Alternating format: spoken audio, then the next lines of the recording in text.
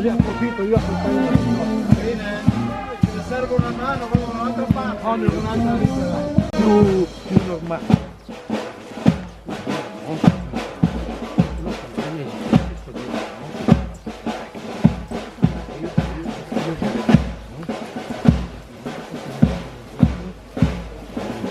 Sono già spento.